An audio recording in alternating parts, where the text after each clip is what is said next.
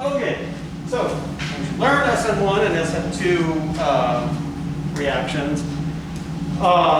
One of the big challenges is to differentiate the conditions and know when SN1, SN2, or E1 and E2 are going to have, all four of those can have somewhat similar conditions, and, the sort of next level analysis is trying to figure out which one of those is going to happen when. The cool thing is we've already done an E1 elimination in this class together. So this is all just going to do a really good job at reinforcing the stuff that you're learning in lectures. Okay. All right.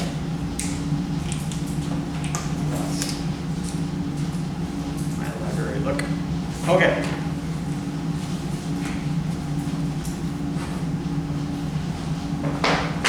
Heating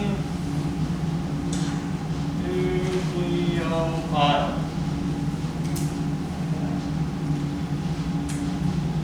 All right. SN2 versus SN1 reactions. Okay. What do they like? Okay. All right. Let's look at SN2 first. All right, and I'm going to show you like a real generic form of an SN2, not with any like real substrates and stuff. So you've got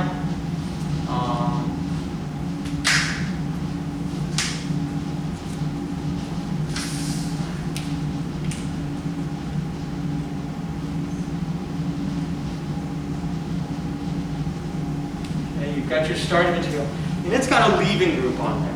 Okay. When you're learning it for lecture and not even just lecture, but in the world, 90-some% of the time, probably the leaving group is a halide. It's going to be chloride, bromide, or iodide. All right. It just so happens today we're not doing that with we're using an alcohol actually. But I just wanted you to know that the leaving groups are typically the halides. Okay. And why are halides good leaving groups? Well, let me first actually finish the reaction here. Okay, so, and then we've got some nucleophile. Okay. Now your nuke needs a lone pair. Most of the time, not all the time, but most of the time your nuke has a negative charge on it. Okay, not always. There are some situations where it doesn't have to have a negative charge on it. Okay? And in an SN2 reaction, what happens is there's a partial positive charge here on that carbon. Okay?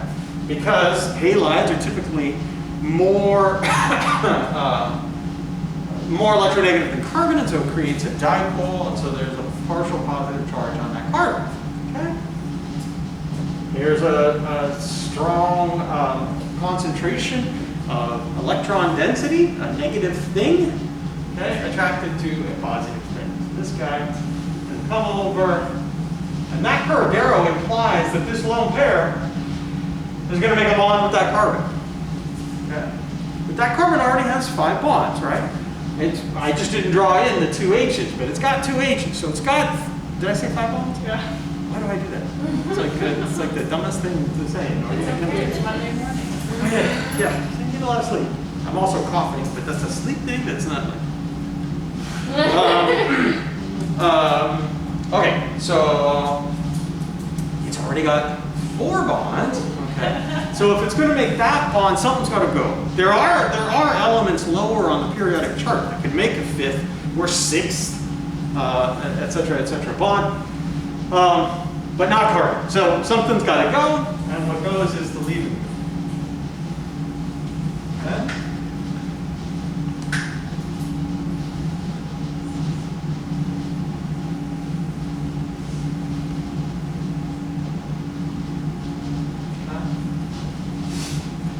when, when the nucleophile attaches to the starting material, okay, I've got a really awkward way of saying this, but it's very accurate.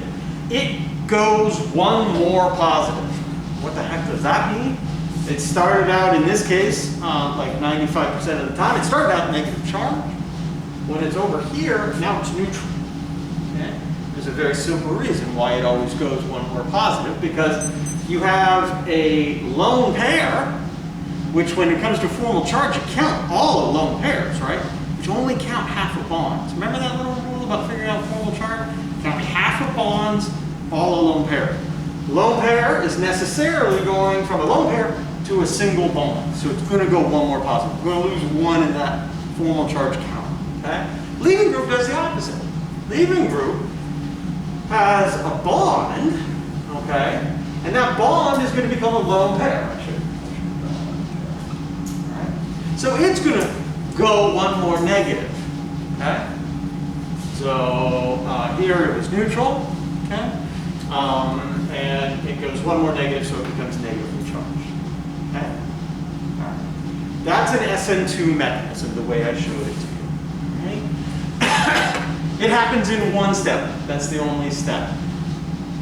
In today's reaction that we're going to do, there's actually a preliminary step that when we're talking about steps of substitution reaction, we don't count it. Because we've got an OH. OH is a crummy leaving group, right? We talked about that with the cyclohexenes.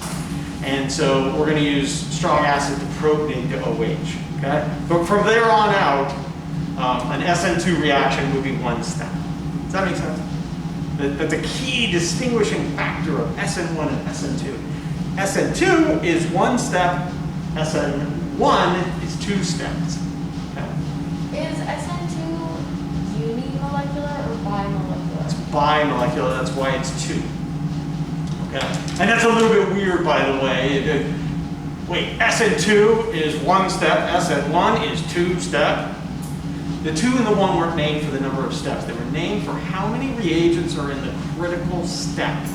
In this reaction, there's 2 reagents in the critical step. Okay? So 2 reagents, SN2. In an SN1 reaction, there's only 1 reagent, the starting material, that takes part in the critical step. Okay? All right. Where's my notes? Sorry, these were like more prepared if you guys had, oh yeah, we've beaten chapter 7 to death, so I'm trying to fill in a little bit more than what I planned on. Okay.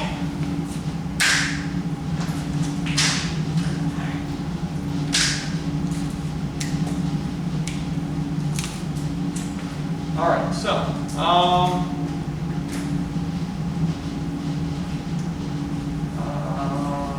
facts about SN2 reactions. Okay? Steps. Well, I just said, I'm going to write these down. Substrate, which is a fancy word for starting material. Okay? What kind of substrates does it like? How many steps does it have? What about the nukes? What do we know about the nucleophiles for an SN2 reaction? What do we know about the leaving group?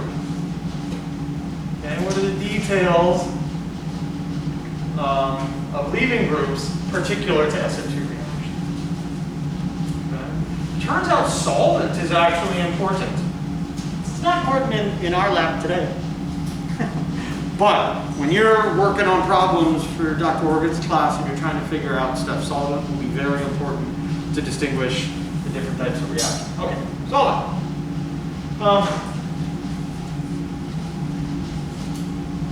And then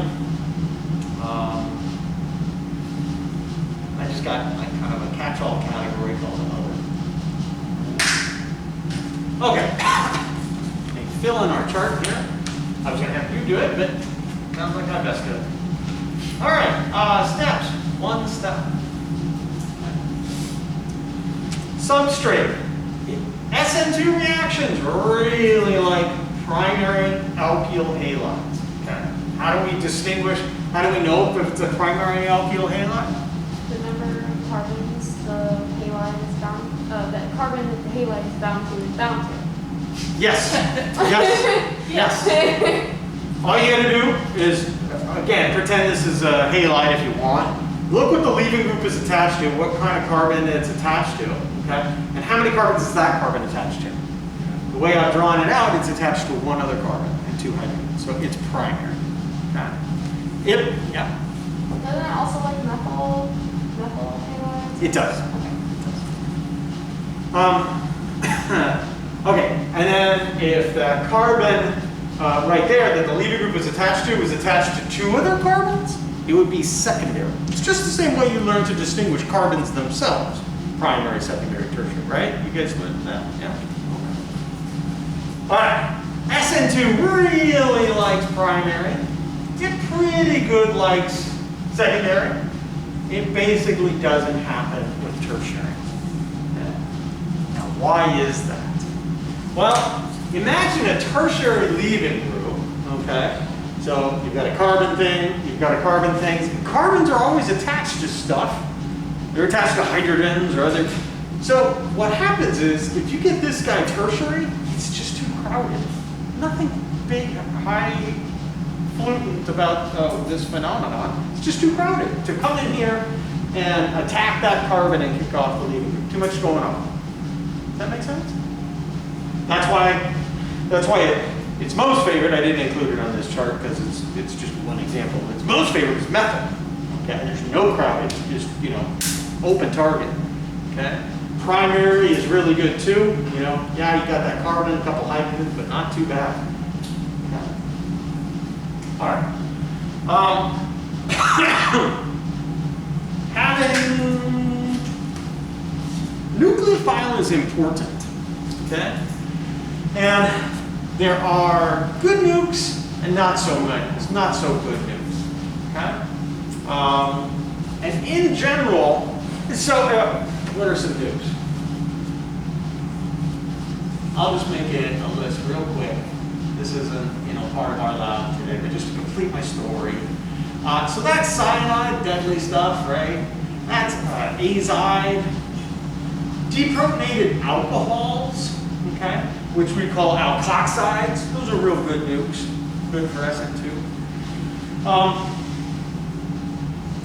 If you have an alkyne and you've got an anion on one side, so there used to be an H and I took the H off so it became charged, that's a good nuke for SN2. Okay.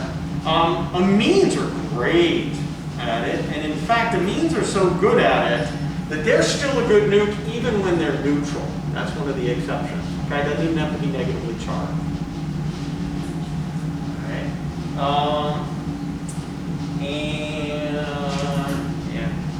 Yeah, there's others, but that's a good introductory list, I think. And then there's the halide, which is a little bit weird, but don't be tripped out by that. The halides can be leaving groups and they can be nucleophiles. They can do both. Okay, which is versatile. All right. Okay, so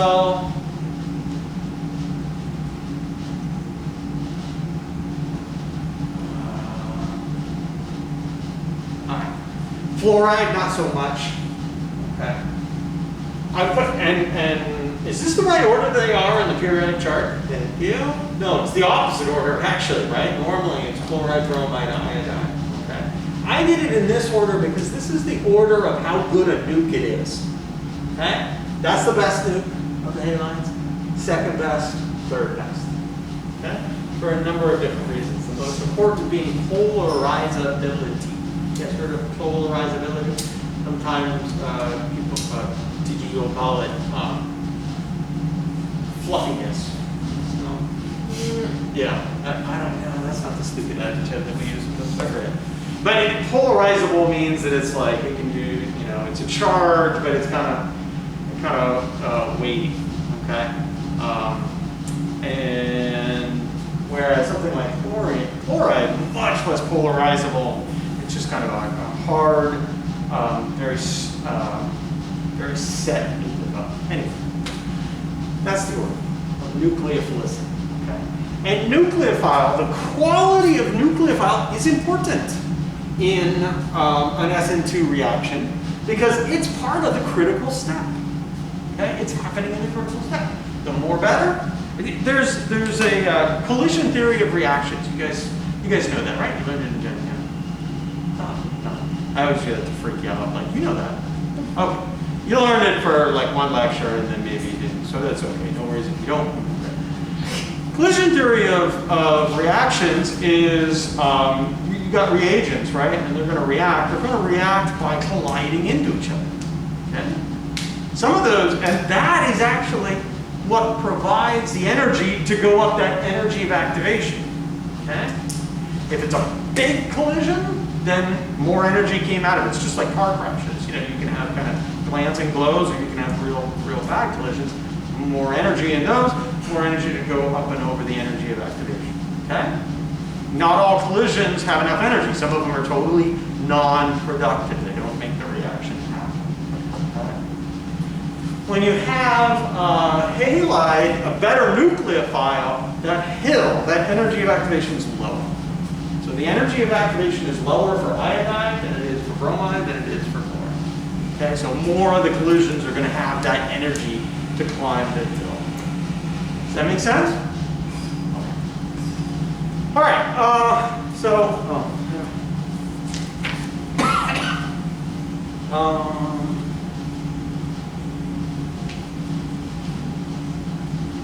Okay. Good. Nuke. Important.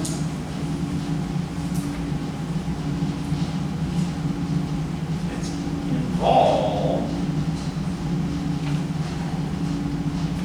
in the important step, okay, which we call the rate determining step. It's very simple when there's only one step. Okay?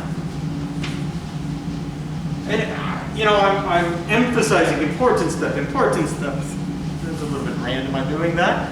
The reason I'm doing that is that's the difference between SN2 and SN1. We're going to look at SN1 in a minute, and we'll see that the nucleophile does not play a part in the rate determining step. It comes in the second step, which is a less important step. Okay? All right, leaving group.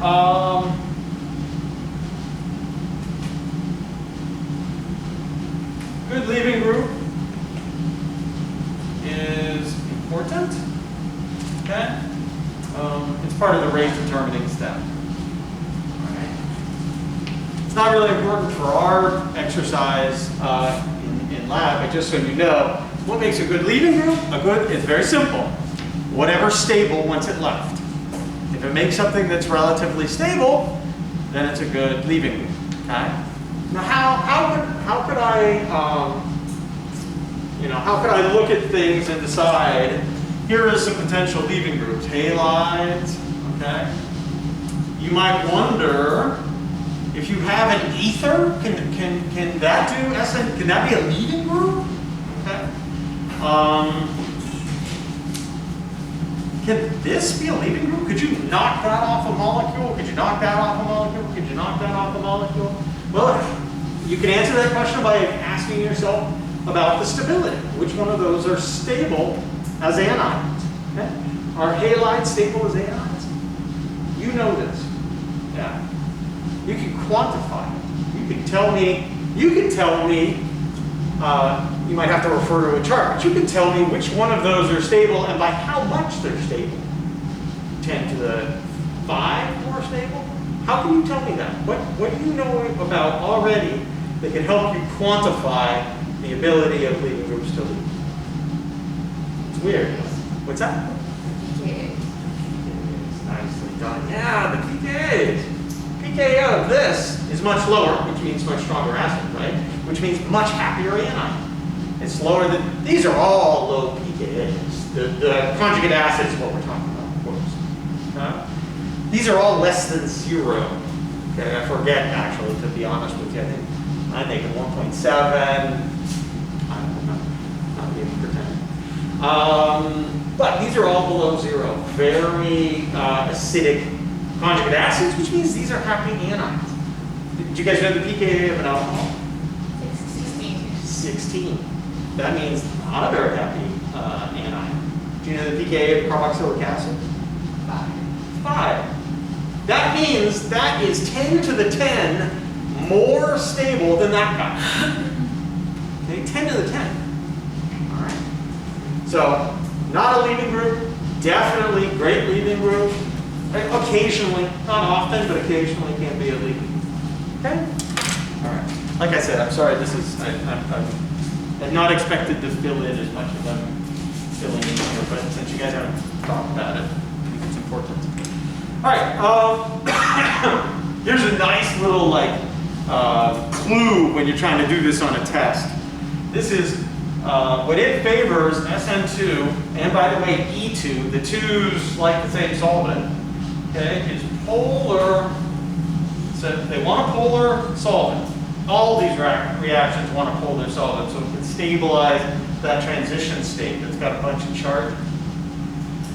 But it wants an aprotic solvent. Okay? What an aprotic solvent means is a solvent that doesn't have OH. It's a solvent that can't do hydrogen bonding. So technically, I guess an aprotic solvent, also a polar aprotic solvent also includes amines, but you'd never use, or you would rarely use an amine as a solvent for an SN2 reaction, in part because it's such a good nucleophile itself. Okay, so solvent, polar aprotic, some other stuff. Yeah, I don't know if I should go into this since you haven't had this, but you get something called inversion of big duration. Okay, I'll show you the easiest way to see that. Say this is your leaving group, okay? He's pointing at you guys. You add it to the nuke.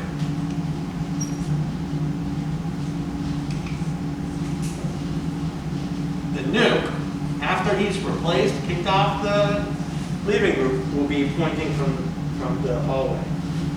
The reason for that is that when the nuke comes in to attack, it has to do something called backside attack. It can't come in from the front while the leaving group's trying to leave. Reminds me of, I always think of elevators. When you're trying to get off the damn elevator and somebody's like, just will not let you get, they're turning it on and stuff. Yeah, it's the same kind of problem if a nucleophile comes in that way to knock it off. It's got to come in from the opposite side. And then what happens is that carbon, so you've got your H's there, is it inverts. It inverts like an umbrella that gets blown. You know what I'm just crazy? You know, an umbrella that's like this, big wind comes and it goes the wrong way. That's what happens at a carbon in an SN2 reaction. Okay? Again, it's not important for us in here, but I felt like I needed to complete the story when I was in the notes. So, and you don't always see it. If it doesn't create a different stereoisomers, you won't see it. With the primary substrate, you won't see it. It doesn't matter. There's no effect in the product. All right, anywho, that's SN2. Okay. Let's do this now for SN1. Hopefully it's not annoying if I just erase the parts I need to erase.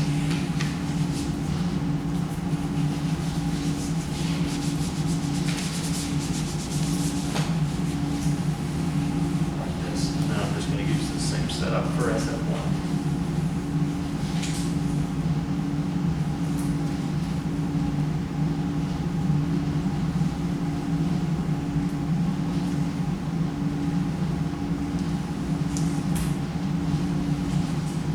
Okay.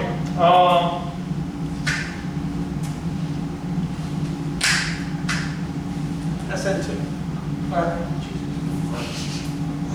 SN1.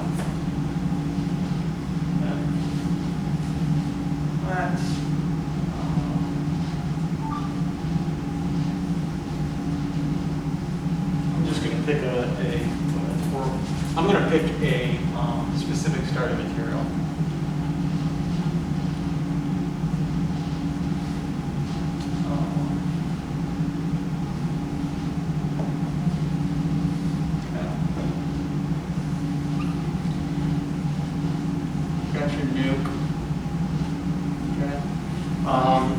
Sometimes the nuke is actually a solvent. Okay, you can do this with alcohol solvents. All right.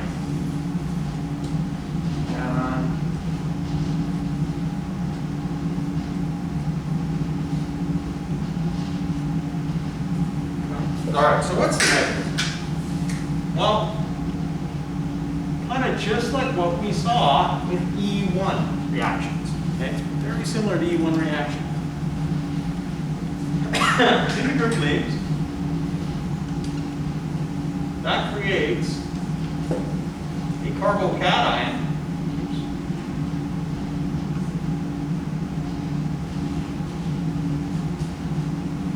Don't forget, by the way, carbocations are flat.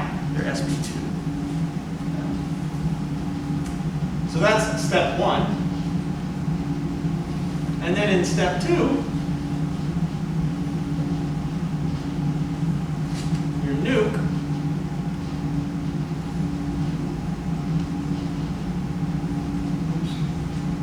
comes in and attaches to the carbocation. Okay? All right.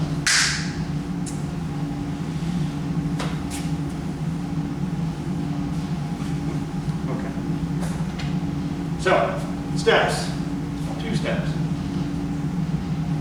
Again, with our reaction today, we're going to have an initial step.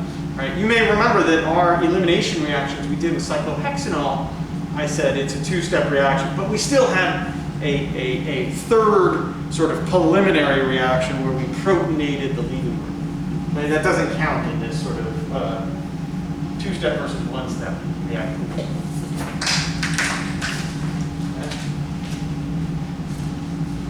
Do you guys know anything about carbocation stability? We talked about carbocations, or maybe not.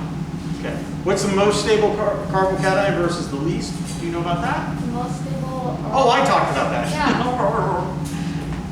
Yeah. The most stable are more substituted. So More substituted. tertiary. Yeah, exactly. Okay. For SN1 reactions, this is the critical step. It makes sense intuitively too, because it's going from something that's neutral, perfectly happy, you can put it on the shelf, to something that is very unstable. You've got a carbocation, very unstable. Makes sense that this would be the difficult step. If we were to draw an energy diagram, it would be the one with the really big energy evacuation. Target's got to be a big collision to make that happen. Okay? Once you get this guy, this step is not very hard. Okay, he's so reactive. He'll react with anything that's got a lone pair. Okay, and so that's why nuke isn't very important for an SN1 reaction. Okay, it happens in the second step when the guy's already so reactive. It doesn't happen in this critical step. An overall reaction is only as fast as its slowest step. Makes sense. We're making a bunch of sandwiches. Okay. And you know, my 97-year-old father is the one putting on the mayonnaise at the very end. We're only going to make sandwiches as fast as Dad puts on the mayo, right? Another one of my stupid examples. What's that? Sorry. Our book just the same example, but Oh, really? Making peanut sandwiches? butter or jelly. What's that? It just used peanut butter or jelly Okay. sandwiches. Okay. Does it also make fun of my 97-year-old father? No, it's just some slow kid. Okay. No, I'm bad way, not a bad way. All It's right. like, I was just wondering who puts mayo in at the end. yeah, also true. I thought it was like bread, mustard, mayo. And then you put everything on top. Oh, who puts it on last? Yeah, you said Hey, you put the put the condiments mayo. on. What happens at Subway? Put the condiments on last. That's You're- true. They do it I in the don't squeezy think- bottle. Thank you. Thank you. They do it at People Jersey would like Mike's that at too. home. I don't know much, Carol, but I know the mayo goes on last. Yeah. Didn't All right. care about use it to begin with, so. Yeah. Very off topic, but. Substrate is tertiary preferred. Okay, that's why the one I picked had it was tertiary. And it's carbocation stability.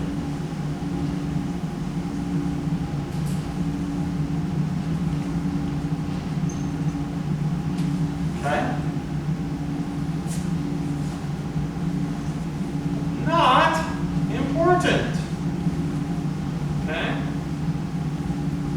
Doesn't matter. You've got this thing pretty much, maybe not all, but almost every single collision that happens is going to lead to a reaction. Okay? Because it's so reactive. Okay? Almost every single collision leads to a reaction. Not so with an SN2. Leaving group, that's important. Leaving group is part of this rate determining step. Okay? Solvent, it likes a polar protein.